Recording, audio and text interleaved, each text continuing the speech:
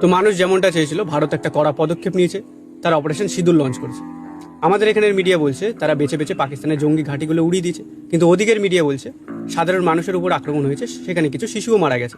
এখন কোন দেশের মিডিয়া কতটা সত্যি বলছে এটা বোঝা মুশকিল, কিন্তু আমি টিভি খুললে এটা ভালো করে বুঝতে পারি যে মিডিয়া পাকিস্তানের সাথে ইন্ডিয়ার তুলনাটা খুব ভালোভাবে করতে পারে। আমি আজও বুঝি না আমাদের তুলনা বাংলাদেশের সাথে, পাকিস্তানের সাথে, এরকম দেশের সাথে কেন করা হয়। ভাই, এদের সাথে যদি সারা জীবন তুলনা করতে থাকি তাহলে ইন্ডিয়া মনে হবে যে আমরা সারা জীবন অনেক এগিয়ে, তাহলে তো আমাদের গ্রোথই হবে না।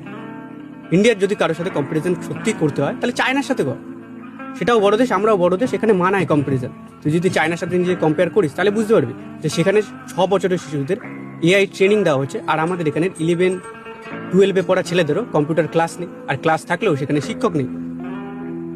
চায়নায় রাতারাতি বিল্ডিং দাঁড় করিয়ে দিচ্ছে, আর আমাদের এখানে বিল্ডিং দাঁড়ানোর সাথে সাথেই ভেঙে পড়ে যাচ্ছে।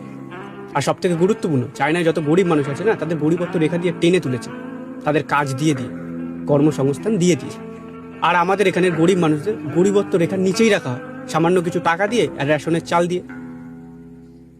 কাজ দেওয়া হয়, তোমরা গরিবই থাকো।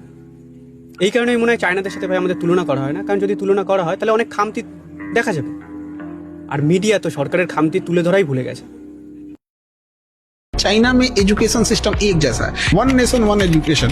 हमारे यहाँ 1 नेशन 1 इलेक्शन बोला जा रहा है। इंडिया में भी अमीर हो या गरीब, पढ़ाई एक जैसी होनी चाहिए, मेडिकल एक जैसा होना चाहिए। बट यही दुर्भाग्य है, इंडिया में अमीर की पढ़ाई अलग है, गरीब की पढ़ाई अलग है। भारत में किसी से मिलो आप, हर इंसान चाइना को गाली देता है, क्योंकि उसको यह सिखा दिया गया पिछले 4-5 सालों में पेट्रियोटिज्म के भावना ने कि चाइना को हमें गाली देनी है। चाइना ने एक जनरेशन में गरीबी अपनी कंट्री में खत्म करी है।